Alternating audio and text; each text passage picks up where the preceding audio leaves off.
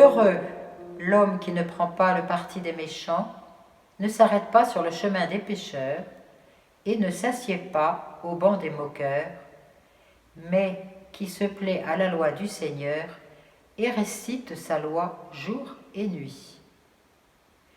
Il est comme un arbre planté près des ruisseaux. Il donne du fruit en sa saison, et son feuillage ne se flétrit pas. Il réussit tout ce qu'il fait. Tel n'est pas le sort des méchants. Ils sont comme la balle que disperse le vent. Lors du jugement, les méchants ne se relèveront pas, ni les pécheurs au rassemblement des justes. Car le Seigneur connaît le chemin des justes, mais le chemin des méchants se perd. Voilà notre partage biblique dans les psaumes pour cette semaine, qui est un partage biblique normalement chez Sue et Tim White le mercredi soir. Nous avons fait plusieurs psaumes, un peu par-ci par-là, et pour cette dernière rencontre, j'ai choisi le premier psaume, psaume 1, et le titre « Quel chemin choisir ?» Nous avons le portail des cathédrales. Ici, c'est le portail de cathédrale de Chartres. Nous avons aussi les portails de nos sites internet et nous avons nos vitrines de magasins, toujours plus éclairées à l'intérieur qu'à l'extérieur pour inciter les gens à entrer dans le magasin. Nous avons aussi les couvertures des livres. Ici, quelques commentaires sur les psaumes. Les couvertures sont à attirer les lecteurs pour choisir tel ou tel livre. Alors, quel est le livre que vous allez choisir selon cet étalage sur la table? Quelle est la couverture qui vous plaît, qui vous attire le plus? C'est effectivement la fonction de ce premier psaume dans le psautier. Et le psaume commence avec le mot « heureux », qui donne écho à cet heureux dont parle Jésus dans les béatitudes. Le premier psaume démarre, le premier livre de psaume, le psaume 1 jusqu'à 41, qui trace le chemin de bonheur que Dieu offre à tous ceux qui croient en lui. C'est intéressant de comparer les psaumes 1 et le psaume 2. Plusieurs commentaires proposent que les deux psaumes ne font qu'un, parce que parfois dans notre traduction, nous avons à la fin de psaume 2, voici le premier des psaumes. Mais les deux psaumes sont un peu différents. Le psaume 2 a une thématique messianique qui ouvre une réflexion à partir de psaume 2 jusqu'au psaume 89 avec une idée d'onction messianique. Le psaume 1, par contre, est au confluent de deux courants de pensée spirituelle. Le premier, c'est la sagesse, et le deuxième, c'est la loi. Et ces deux courants s'interrogent tout au long du psautier. La sagesse, dans les psaumes et dans la Bible, n'est pas quelque chose d'acquérir comme des savoirs ou les sciences ou le savoir-faire. Mais la sagesse biblique, c'est plutôt un mouvement où pas à pas on avance. Certes, l'expérience d'un côté, mais la réflexion de l'autre, pour avancer dans la vie, dans tous les domaines de la vie, que ce soit le domaine de la vie familiale, professionnelle, de ce qu'on nous enseigne, ce que nous transmettons, et notre développement aujourd'hui, on appellerait ça le développement intellectuel. Donc l'objectif de la sagesse n'est pas de comprendre l'univers ou de développer nos connaissances, ça vient en même temps, mais c'est plutôt de marcher avec Dieu. La loi, de l'autre côté, donc l'autre courant de spiritualité dans les psaumes, c'est la Torah. Et la Torah, les commandements, la loi, n'est pas un système dogmatique à appliquer aveuglement. C'est pas obéir sans question les commandements, mais la loi Torah est une source inépuisable de bienfaits qui donne une bonne qualité de vie.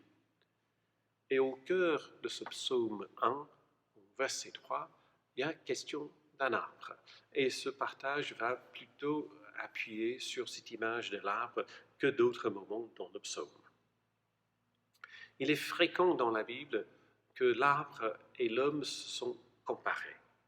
Donc nous avons en Jérémie, chapitre 17, verset 7, « Celui qui met sa confiance en moi, moi le Seigneur, je le bénis. Il ressemble à un arbre planté au bord de l'eau, qui étend ses racines vers une rivière. Quand la chaleur arrive, il n'a peur de rien. Ses feuilles restent toujours vertes, même une année de sécheresse ne l'inquiète pas. Il porte toujours des fruits. » Et encore, dans le psaume 92, « Celui qui obéit à Dieu grandit comme un palmier. Il se développe comme un cèdre de Liban. Il est planté dans la maison du Seigneur et il pousse dans les cours de temple de notre Dieu. » Les arbres dans la Bible, comparaison arbre-homme, mais d'autres moments, les arbres sont importants comme un lieu de rencontre entre Dieu et les humains. Par exemple, dans l'histoire d'Abraham et les 3 visiteurs de Mambré. D'autres moments aussi, l'arbre est important en Ézéchiel. Il est question que Dieu devient un arbre, dans lesquels, ou sous lesquels ses branches, les nations s'abritent. Et dans les Juges chapitre, chapitre 4, verset 5, Déborah, la juge, elle se tient pour juger sous un palmier, entre Rama et Bethel, dans la région d'Éphraïm. Plus tard, on appelle cet arbre le palmier de Déborah. Dans un pays où le manque d'eau était important, une difficulté majeure, l'image d'un arbre planté au bord de cours d'eau était une image parlante. Celui qui se nourrissait de la loi, qui campait près de la source de bonheur, donc c'est-à-dire celui qui reste à la proximité de Dieu est solidement enraciné et donc est toujours verdoyante. Et rien ne l'empêche de porter des fruits au bon moment. Ici, l'arbre, à l'image de l'homme, est aussi une image de grandir, de développer, de devenir une jeune pousse jusqu'à un arbre adulte, d'arriver à une pleine stature et toujours les racines profondément ancrées dans le sol et les branches qui s'étendent vers le ciel.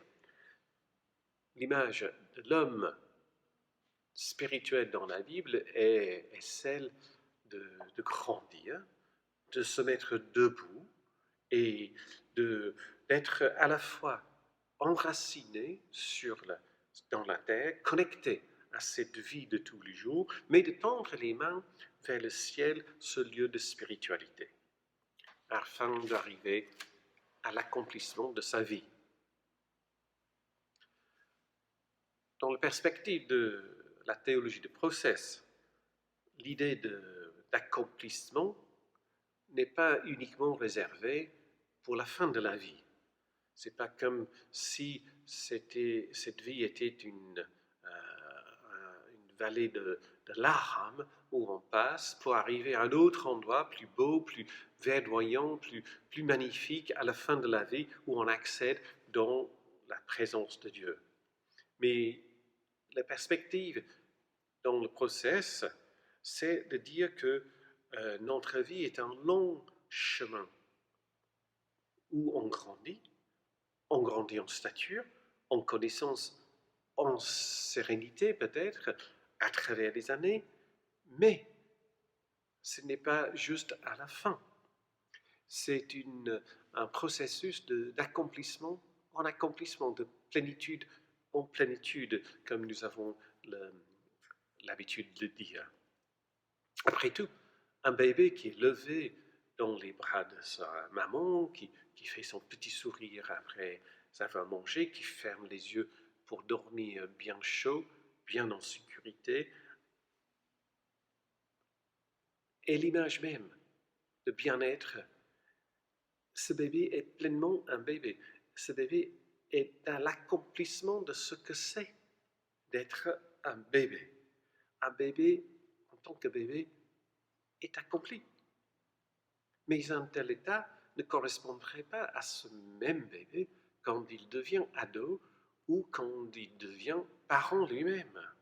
La maman dans ce moment de bonheur pur de son bébé peut partager pleinement elle-même en étant accomplie comme mère à cet instant même avec son enfant. Donc, l'accomplissement n'est pas quelque chose qui nous est réservé à la fin de nos vies, mais c'est un chemin qui est toujours d'accomplissement en accomplissement. Revenons à nos arbres. Nos arbres qui sont enracinés. L'enracinement ici est image d'un choix de vie et d'un gage de stabilité. Quelles que soient les circonstances de la vie, les difficultés et dureté de cette vie, un arbre bien enraciné peut produire au moment venu le fruit dont il est capable de produire. Ce fruit qui est attendu de lui. Donc l'image de fruit de cet arbre n'est pas une image de quelque chose de solitaire ou individuel. Ce n'est pas ici être un arbre pour faire mon chemin. Ce n'est pas que je fais ce que je veux pour accomplir ma vie. Mais l'image de fruit de cet arbre n'est pas pour l'arbre, mais le fruit, c'est pour les autres.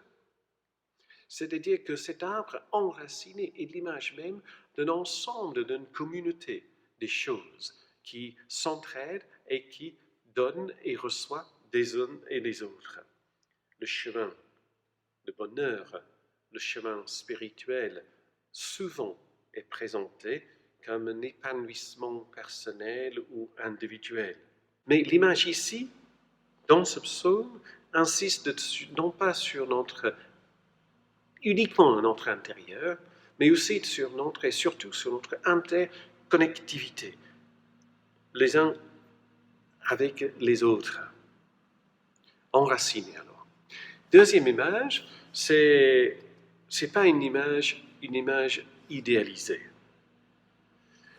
Donc, c'est-à-dire que cet arbre n'est pas respecté la loi comme un truc ou une astuce infaillible pour réussir la vie, mais c'est vraiment une lecture théologique. Une lecture théologique dans le sens que, au moment que je produis du fruit, au moment que la volonté de Dieu est accomplie en moi ou à travers moi, c'est à ce moment-là que je connais l'objectif auquel je peux maintenant tendre. Donc, c'est-à-dire que je découvre le chemin devant moi, le moment où je place mes premiers pieds sur le chemin et accomplir ses premiers pas. Voilà, donc, 2 questions. Si l'image de l'arbre ne vous parle pas, quelle est l'image de ton propre cheminement spirituel? Et la deuxième question, quels sont les fruits que nous avons à produire en tant d'Église aujourd'hui?